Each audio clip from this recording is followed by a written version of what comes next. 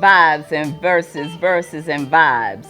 On April 22nd, 2023, the Montgomery, Alabama Alumnae chapter of Delta Sigma Theta Sorority Incorporated celebrates National Poetry Month. I am Tanya Stevens, president of MAC, and I'm glad that you've chosen to join us as we take a moment to recognize and encourage the art of poetry in our sorority and in Montgomery, Alabama by showcasing some local talented youth poets. The Arts and Letters Committee presents the virtual MAC Literary Cafe Heart Dictations.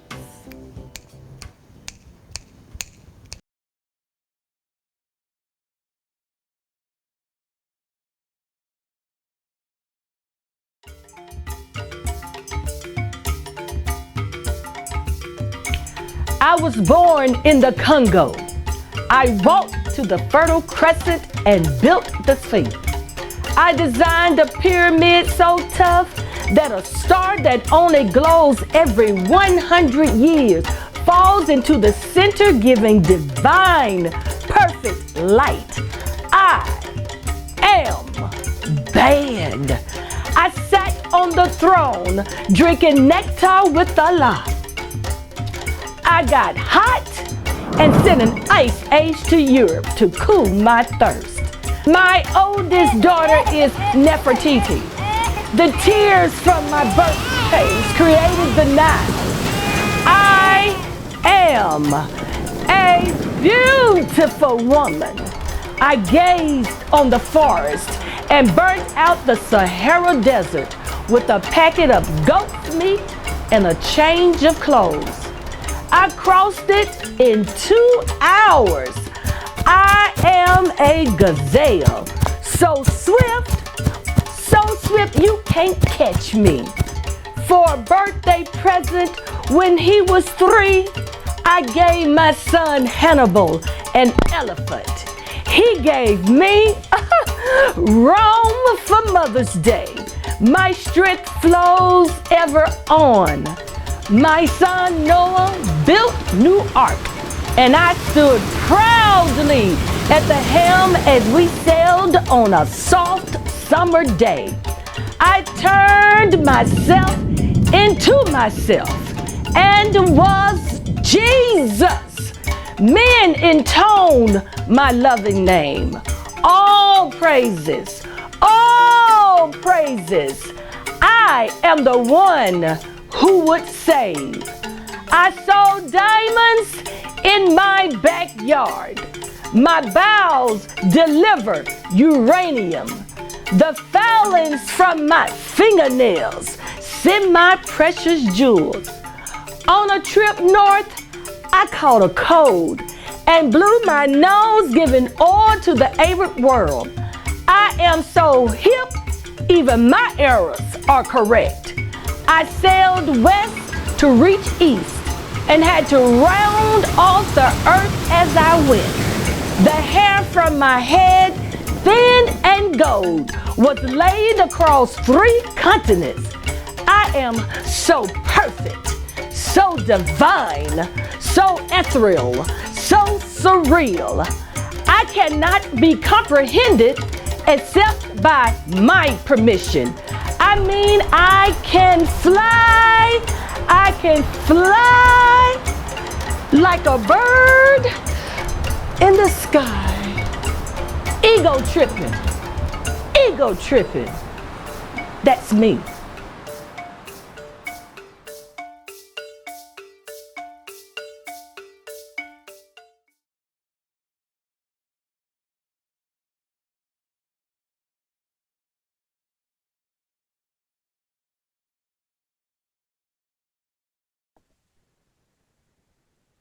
Integrated but segregated. So I went to an all-Black grade school with all-Black teachers, went to an all-Black church with a pro-Black preacher. We lived in a SWAT where I had all-Black friends. I went to the shopping mall known as the West End, and people asked me, well, why didn't you attend an HBCU? Because see, my daddy went to Morris Brown and my mom went to Clark AU. But my dad told me, go to a white school because you can. Because I didn't have that option in the South as a man of color. and nor did your mother. He said, be uncomfortable, integrate with us.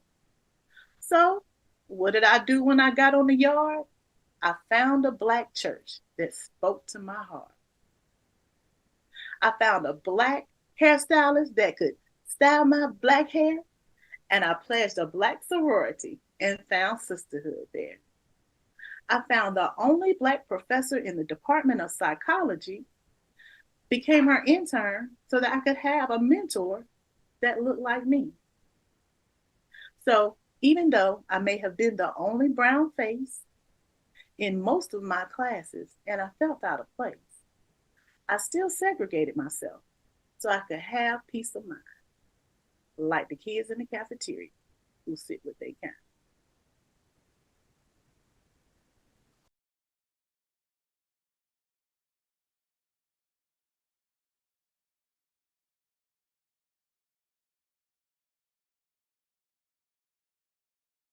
Martin Luther King Jr. was born on January 15, 1929. At the age of 35, he was the youngest man to have received the Nobel Peace Prize. He was an African-American pastor who led the I Have a Dream speech. Who is Martin? He was a proud father of 4 lovely kids. Do you want to know? Okay, now I will show. Martin Luther King III was the firstborn. Then came Dexter. 2 siblings. Now here's the third. Yolanda. She wasn't a problem child. She was just a little wild. Then came the 4th child. Bernice was an African-American lawyer. She wanted to follow in her father's footsteps. Not here, but not forgotten. Martin's famous last words were, I might not get there with you, but I want you to know tonight that we as people will get to the promised land. And so I'm happy. Tonight, I'm not worried about anything. I'm not fearing any man. Mine eyes have seen the glory of the coming of the Lord.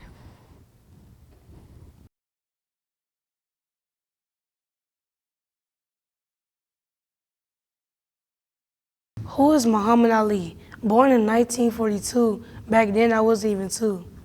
Who is Muhammad Ali? Born in the city of Louisville, my mom always had the money to pay the bills. Who is Muhammad Ali? Started training as an amateur boxer at the age of 12. Every time you eat, make sure you have a bev. Who is Muhammad Ali? At the age of 18, he won a gold medal. Every time you give up, remember to keep your foot on the pedal. Who is Muhammad Ali? Became a Muslim in 1961. When it gets hard, I already know the job is not done. Who is Muhammad Ali? Defeated Sonny Liston. It doesn't matter how old I am, I will always be a Christian. And I ask again, who is Muhammad Ali?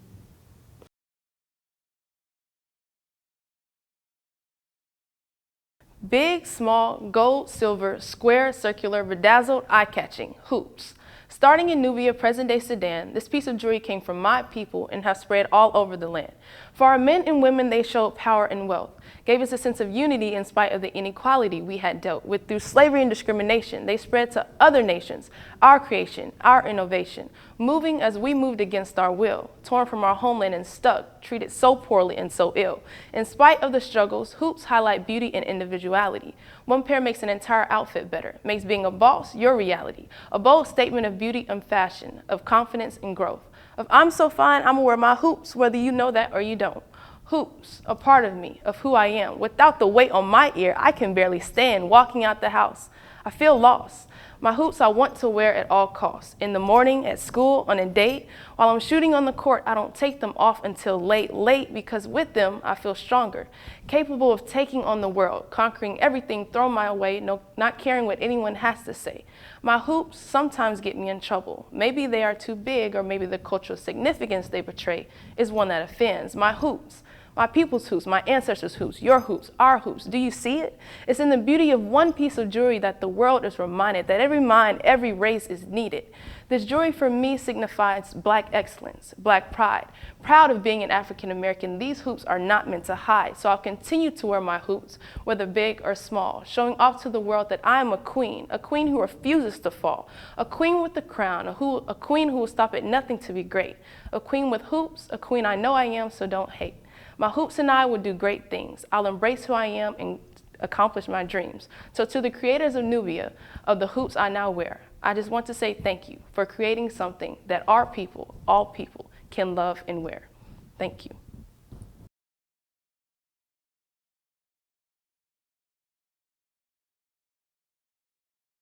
When you hear the word C.J. Walker, who do you think of? I think of my friend. He is quite the funny guy, but that isn't the right gender.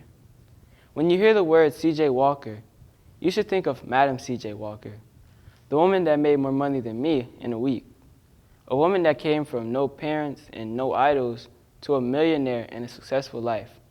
Isn't that crazy? Born after slavery. Well, what did she do? What even made her rich? Did she do a lot of scamming? There was no music jamming. We wouldn't know unless we were to take a look. Born in Louisiana, both of her parents were sharecroppers.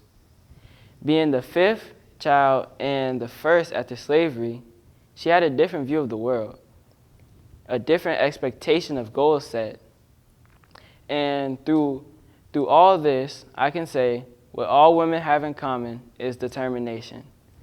But there was something intriguing about Walker. As we took a look and listened, she grew up in hardship, married at the age I want to marry my crush, 14, and had a child at 18. But despite the challenges, it didn't stop her from becoming C.J. Walker.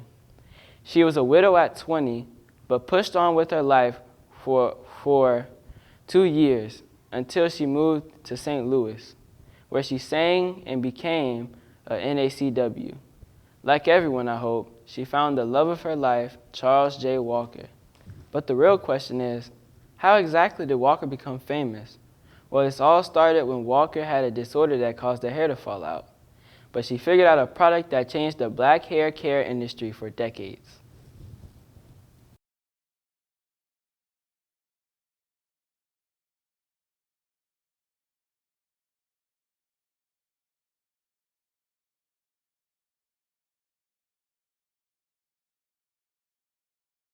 With these hands, when I look at you, I see myself. If my eyes are unable to see you as my sister, it is because my own vision is blurred. And if that be so, then it is I who need you, either because I don't understand who you are, my sister, or because I need you to help me understand who I am. Thanks for joining us for Heart Dictations, and we'd like to acknowledge the following participants whose efforts help make this presentation possible.